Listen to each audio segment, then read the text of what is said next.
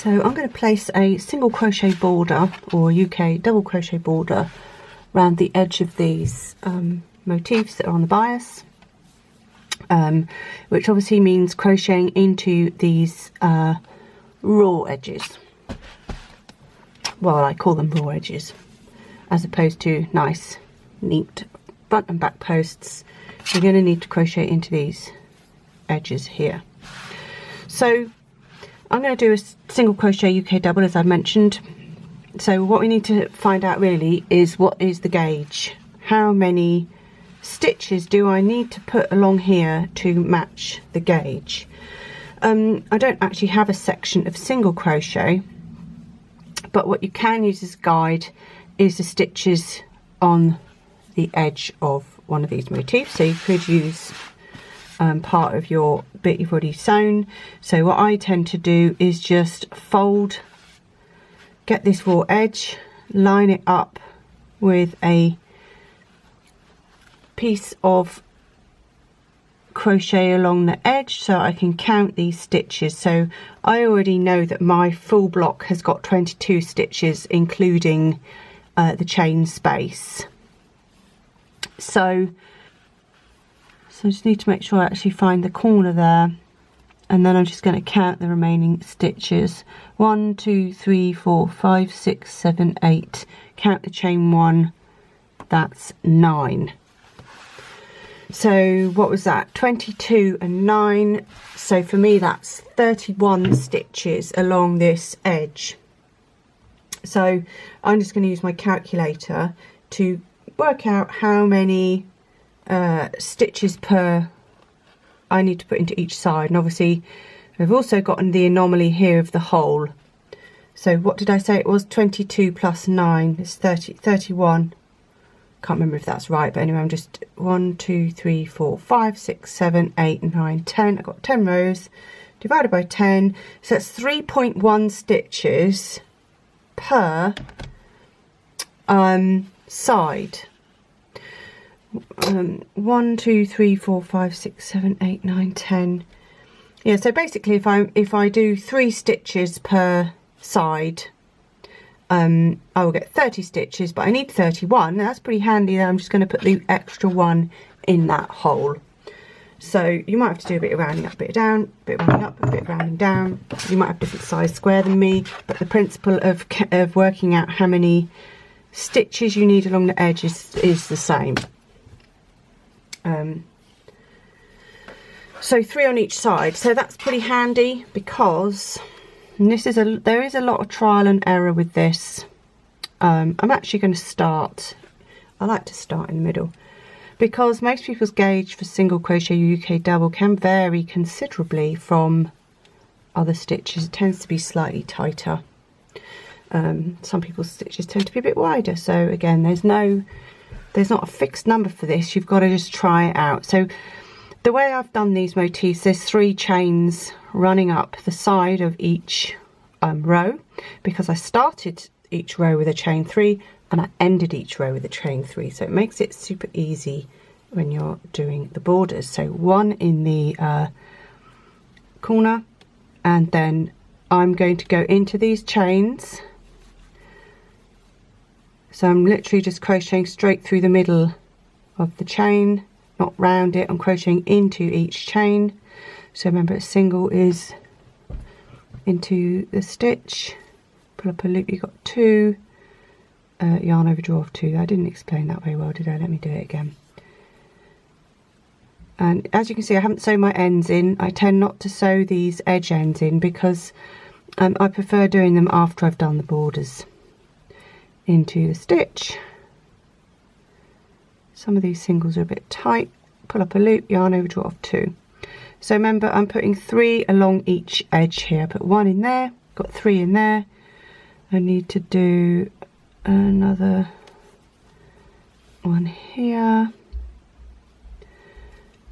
3 into this one.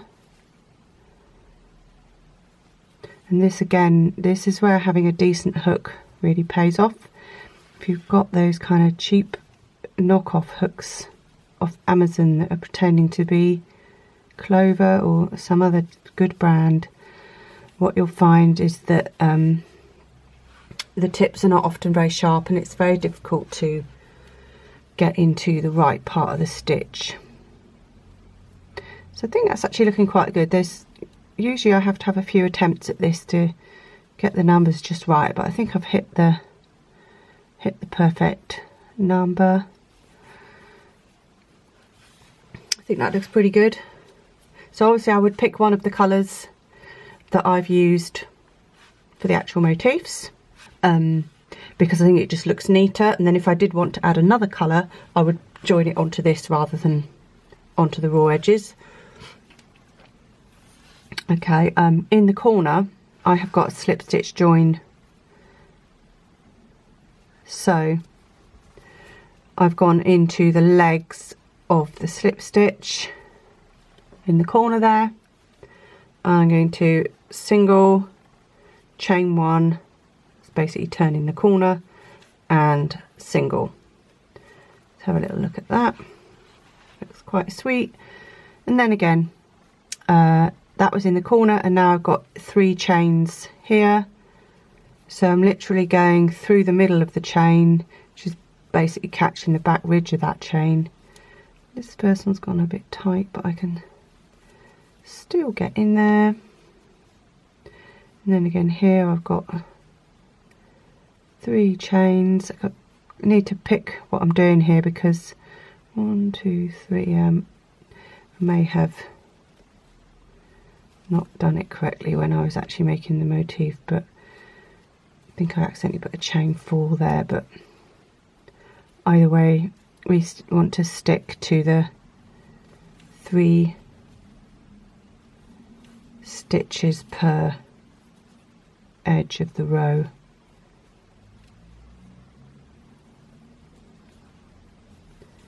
It's a little bit fiddly, but you know, it's worth doing it to get it looking nice and neat. You'll be able to do this better than me because I'm trying to film and crochet at the same time. So this border, and I might add another border on after, obviously this needs blocking, so that's curling up a little bit, but I think once that's blocked that'll be fine. So let's have a little look at that. I think that's quite good. I'm going to carry on all the way around, and then I might even consider adding another.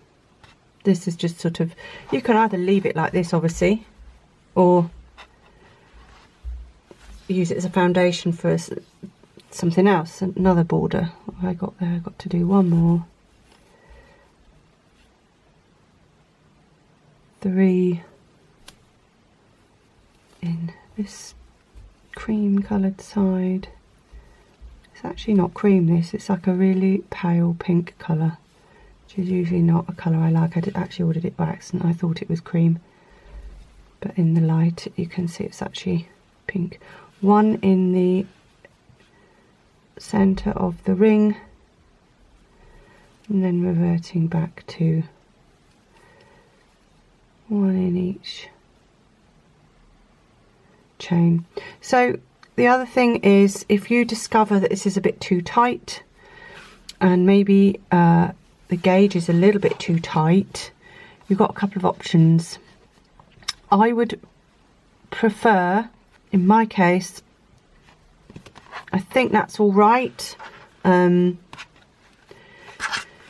need to do a bit more to see how it affects the drape, but I am wondering whether I should go up a hook size by 0.25, so to a 3.75 maybe, because I do have those. They're very handy, especially for clothing and stuff and getting things perfect, because I'm already putting 3 stitches into the edge of each row.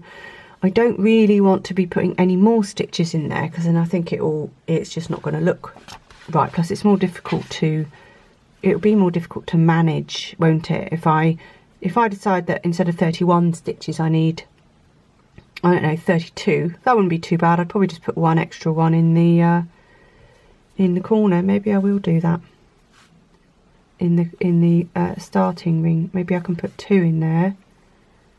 It's not going to make that much difference, but just means adding one extra stitch to each motif, side of each motif. I've made a pigs here of that, haven't I? Yeah, so if you're finding it a bit tight and you've already putting three stitches into each side of each row, don't think I'm going to bother doing that, then I would just go up by 1/4 of a hook size, rather than trying to jam in more stitches. That's 3 there. So that's all you got to do, really. You just got to make sure you're keeping track of how many stitches you're putting into the side of each of these chains. That's why I like ending half motifs with a chain. Starting with a chain, ending with a chain means you don't have the sides of stitches to go into, which I find a bit more tricky sometimes. So, and again, here we are coming up to a join in a minute, so I'll just remind you about that. We are going to put a, so that's, I need one more in there, that's 3 in that side, and then this chain, oh yeah, I think that chain's twisted round, but anyway, I could just still go into 3 parts of it. And again, I know I've already said this, but don't go round the chain. It will just leave a really big hole along the edge. You want to be going into the actual components of each of the chains, one of the components. Right, so here we've got a slip stitch join. So I need to identify the first slip stitch, which was there, and I'm going to put a stitch in there and then revert back to 1 into each of the 3. So that's, I've got a very tight chain there. Can I get into it? Yes. Gotta love a clover. They're definitely one of the best hooks. Well, tulip are my favourite hooks, but clover are also really good. So I think that more or less explains it. That's your first step. It might be your last step. You might want to just focus on the main pattern and you just want to neaten off the edges, and you might leave it at that, or this might be the foundation for something else that you're adding, maybe more decorative stitch, maybe another colour, maybe a couple more rounds of plain double crochet, or maybe even a different stitch altogether, like granny stitch, or I don't know, anything really, whatever you like.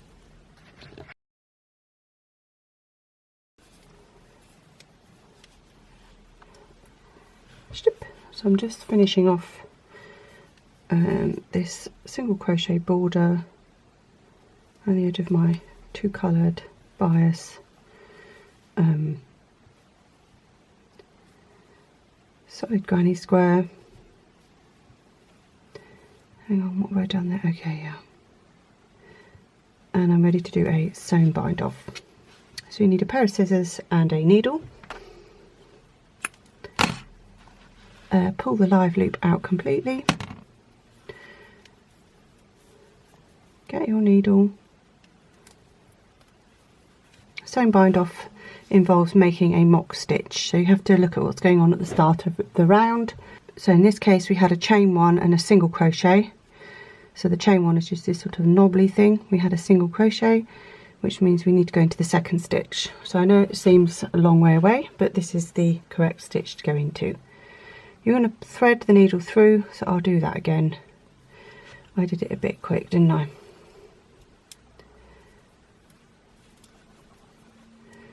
Work out what's going on here. Chain 1, single crochet, second stitch. My needle goes front to back as if it was my crochet hook.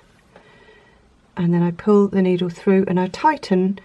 What I'm making here is one of these front loops. I'm trying to mimic it, so you need to get it roughly the same size.